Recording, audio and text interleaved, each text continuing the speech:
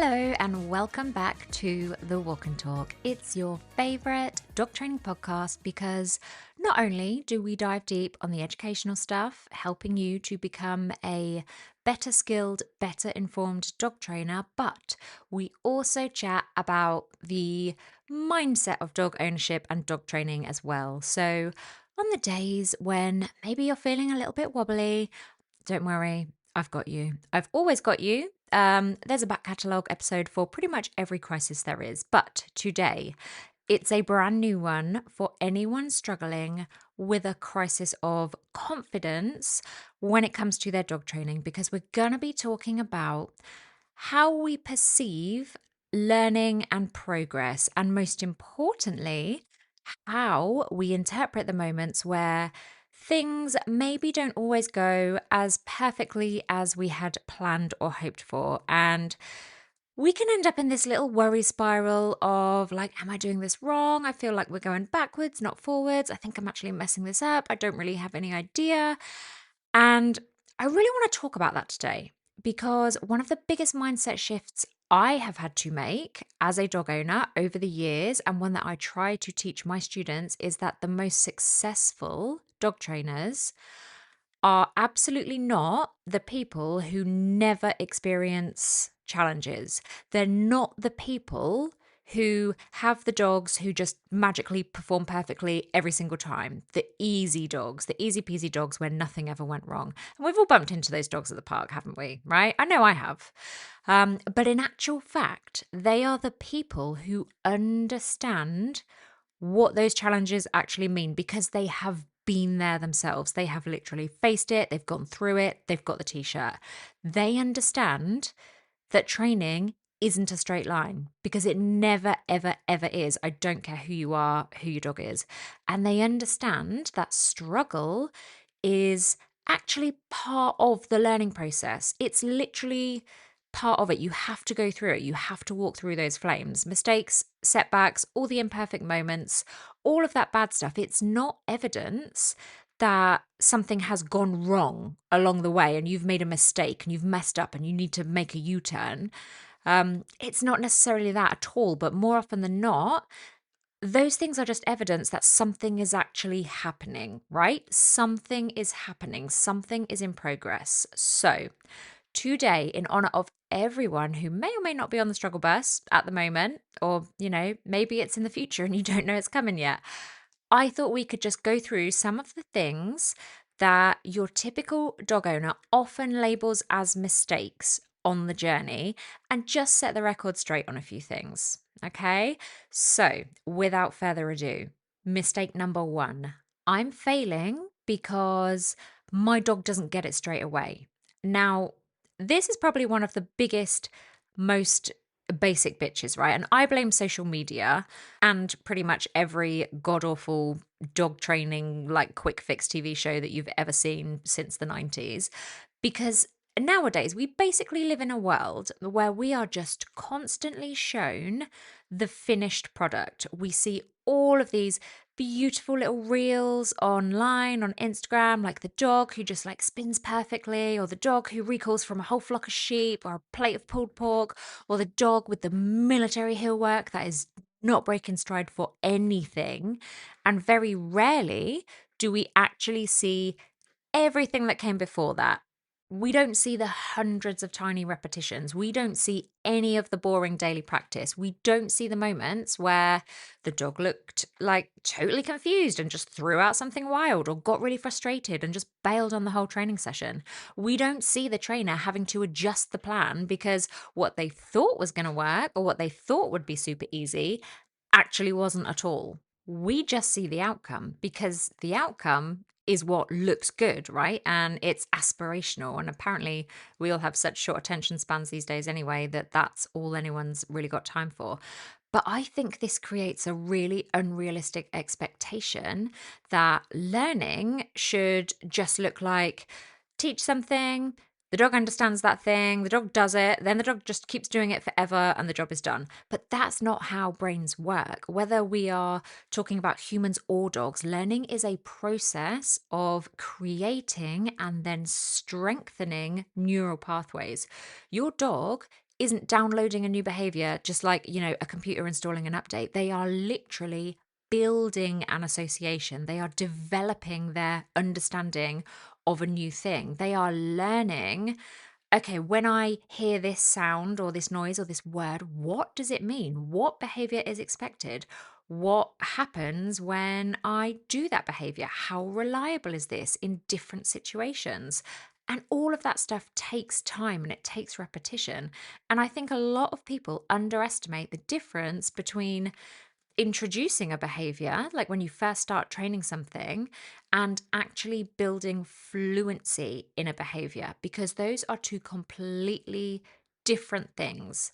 For example, okay, right, imagine you are teaching your dog to stay. It's a pretty common thing to do in a puppy class, right? Everybody wants to have this skill. So on day one, your dog sits and you just take one step away, you step back, and then they remain there. So you go back and you reward them. Amazing. The dog has learned something there.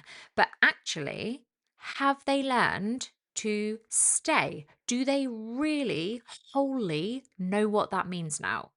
Absolutely not. Of course they don't. They don't really have any idea. They've just learned one tiny, tiny piece of information.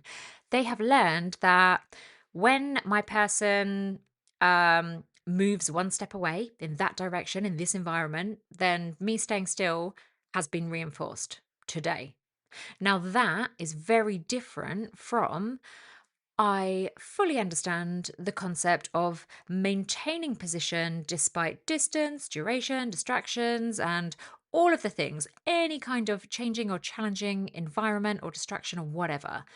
That that second thing, that is actually a skill, and skills take development. If you have ever learned like a musical instrument, right, or you've learned to draw or learning to read, we've all learned to read, or I don't know, sewing or something like that.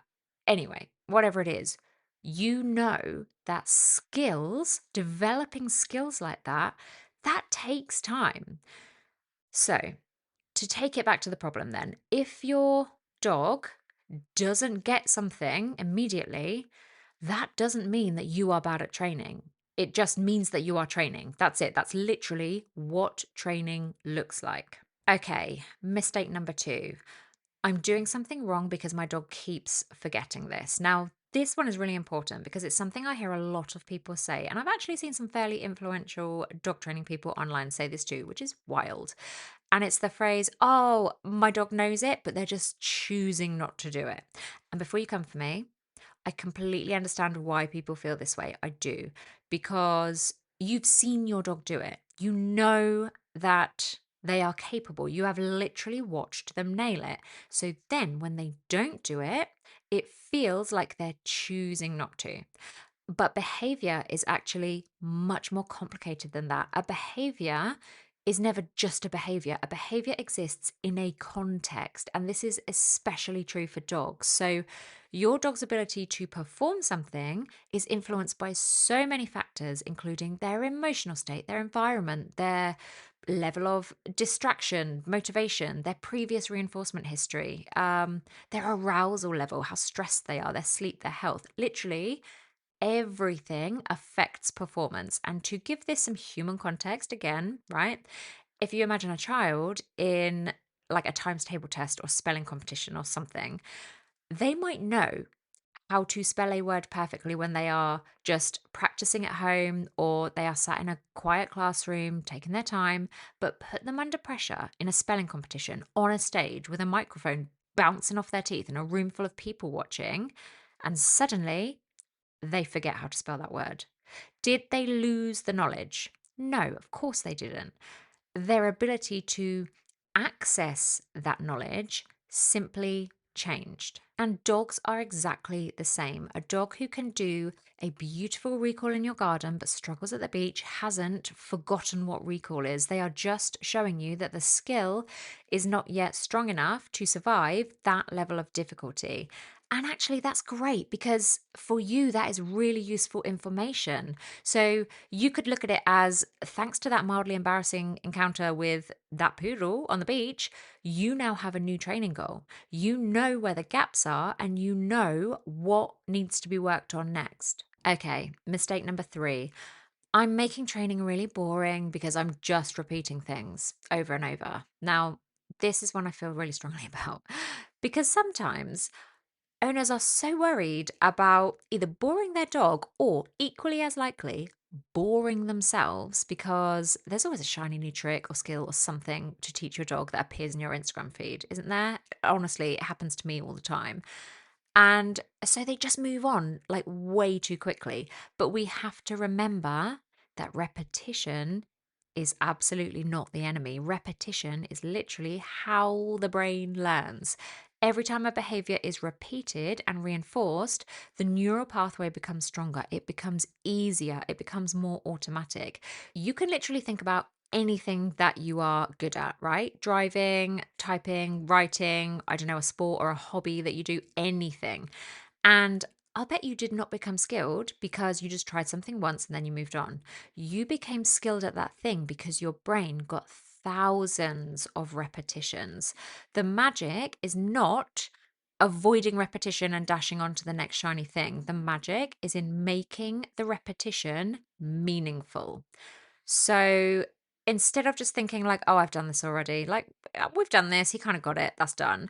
Think, I am building fluency by repeating this and repeating it and repeating it. This is going to be so bulletproof and so reliable by the time we are finished with this. Okay. That is your new mantra. That is your new way forward. Okay. Mistake number 5. I need to be stricter with my dog. Now, I want to talk about this because frustration is such a normal human emotion, okay? Especially when you love your dog and you've invested time in this little creature. You've worked hard, you've practiced, and then your dog just ignores you. It can feel personal, but one of the biggest mindset shifts is realizing that your dog is never, ever trying to make your life difficult. They are not trying to diss you. Like, it's not something that really enters their consideration ever. It's not a thing. Your dog, at its most basic level, is simply always doing the behavior that makes sense to them in that moment. And our job as trainers is not to control behavior through frustration, but rather our job is to build understanding. And despite what all the hairy, aggressive people who come out of their caves to spout off on Instagram say, I don't think the best trainers are necessarily the ones who have the most control. Like, that can't be the only criteria we are looking at. I think it's the ones who create the clearest communication. Because remember, an emotionally shut down dog can look incredibly well controlled. But I would never want that experience for any dog of mine. So, if a behavior isn't happening, we basically have two choices, right? We can assume the dog is being difficult, or we can become curious. And curiosity is such a powerful skill in dog training. Dog trainers in particular love it, I think, because we all know that curiosity killed the cat. I'm sorry, that was horrendous. I've nothing against cats apart, well, I do. I have everything against cats. But anyway, right. Instead of just getting irritated and frustrated and thinking like you need to go full Trunchbull on your training, just ask, okay, so he's not doing that thing, whatever. What information is my dog giving me here with this? Because behavior is always communication. So if your dog is struggling, there is a reason. It will not be random. Maybe the environment is too difficult. Maybe the reinforcement history isn't strong enough yet. Maybe the cue has been practiced in one context, but not another, not anything else. Maybe the emotional state of the dog right now is affecting their ability to think. Literally, there could be so many factors potentially at play. And if we think about it and we land on the right one, we are then perfectly equipped to improve on the situation for next time without having to get in any way shirty about it, without having to damage our relationship with our dog, and without having to then just feel crap about the whole thing later. Right. Mistake number 6. My dog has regressed. Now, Regression is one of those itchy words that causes so much unnecessary panic. So I want to reframe this completely because very often what people call regression is actually a totally normal part of learning. Learning is not a straight upwards line. It never is. Like I said at the beginning, it's messy. It's more like climbing a mountain, right? Sometimes you are going forwards. Sometimes you have to go sideways a little bit. Sometimes you are going to feel like you've gone backwards, even though you are still moving forwards on the path from the guidebook that you are following. The journey is still happening, right? And a dog can appear to regress for so many reasons. It might be something like their developmental stages, like they're going through a fear period or they've hit adolescence. There might be changes in confidence, changes in the environment, changes in reinforcement, their emotional state, even just like general tiredness. That can affect your dog too. Think about yourself. You know that you could be incredible at your job. Like you're the best of the best. But if you are exhausted by some kind of life event, or you're like really stressed out at the moment, or you are distracted, or you're just feeling totally overwhelmed for whatever reason, your performance in your job changes. It's going to be affected. And I think one of the biggest mistakes that owners make is interpreting a temporary wobble like this as proof that the training has just failed. I see this so often, in particular with reactivity and reactive dogs. You think your dog is making progress, like you've been doing all of the things, you're doing really well, they can disengage now, they're starting to engage with you, and they have a faster and faster recovery time. They're recovering really well. And then one day, like you feel like you're doing really well. And then one day there's the big reaction and it's wild. It's like they've just gone back 3 months. And so the owner then just goes, despite all the other successes that they have noticed in the build up to this reaction, they're just like, oh, well, this method I'm following with this trainer obviously doesn't work then. It doesn't work then. That proves it. That one reaction proves it. This is never going to work. And they start again. They go from scratch. They find some new approach. They ditch that trainer. They find a new trainer that does something different, or they start looking at aversive tools. And they just end up, because of this, constantly changing methods, and they jump from one thing to another. And guess what? The reactivity hangs around in this like gray area of slight success, but never truly moving forward in a really fruitful, meaningful way for years. Because consistency is where the magic actually happens. Sometimes, well, most times, your dog doesn't need a completely new approach. You don't need to start again. They literally need you to keep the faith and keep going and keep building. Okay, mistake number 7. Ooh, we've all done this. Comparing your dog to other dogs. Now, I know that once again, social media makes this incredibly difficult for us because on the old Dogstagram, you are bound to see countless other dogs who look like they are effortlessly doing everything absolutely perfectly. But you are comparing your behind the scenes worst moments with someone else's highlight reel. You have no idea what happened before that video. You don't know how many takes it took to get that video. You don't know how old that dog is. You don't know their training history. You don't know their temperament. You don't know their genetics. You don't know what support that person has. You don't know how common what has been shown in the video actually is, or did that owner just get super lucky that day and now they want to show it off? They want to make it look like, oh, yeah, we do this all the time. Ultimately, regardless of the reality behind all the reels that you're watching, every single dog is an individual, and training isn't about creating a copy of another person's dog. It's about understanding the dog that you have in front of you. That's your dog's strengths, your dog's challenges, their unique personality, their unique needs. Because the goal was never perfection. It should always have been connection. So I think one of the biggest shifts that you can make that will serve you as a dog owner is just moving away from the idea that training is just about fixing things. It's not just about correcting problems, but it's actually about building something, isn't it? You are building a cross species communication system. You are building trust between two animals. You are building emotional resilience. You're building skills, confidence. Ultimately, you are building a relationship. So, this I think is really where I want to leave you today. Because I think the difference between someone who struggles with training and someone who succeeds is not really the amount of knowledge they have, it is their mindset. The most successful dog owners I work with are not the ones whose dogs are perfect. They're really not, I promise you, far from it. I mean, if their dogs were perfect, they wouldn't be talking to me anyway, would they? But they're the ones who have learned how to think like a trainer, like a coach. They are curious, they are patient, they observe things, they adapt along the way. They don't take things personally when it doesn't go to plan. And they don't see challenges as failures. They just see them as feedback, and they take that feedback and they learn and they move forward. And they're always ready to just get up and go again. So the next time something doesn't go perfectly, instead of thinking, oh man, God, I've messed this up, it's not working, I don't know what I'm doing. I need to find someone who does something different. I can't do this on my own. This is all going wrong. I'm ruining it. Just try asking yourself, what is my dog teaching me with this behavior?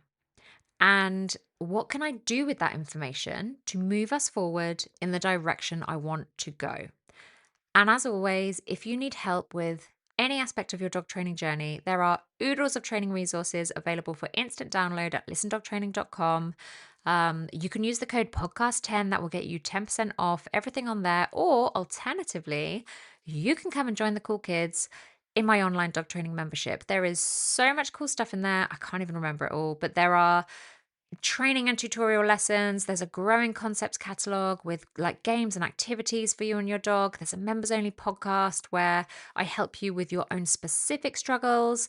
There's reams of digital resources, absolutely loads to help you plan and track your training. And there's loads more than that. There's loads. And it's only £15 a month. So if you are interested, I will leave the link in the show notes. But otherwise, I hope you have another fantastic week with your dog, and I will see you again very soon for another episode of The Walk and Talk.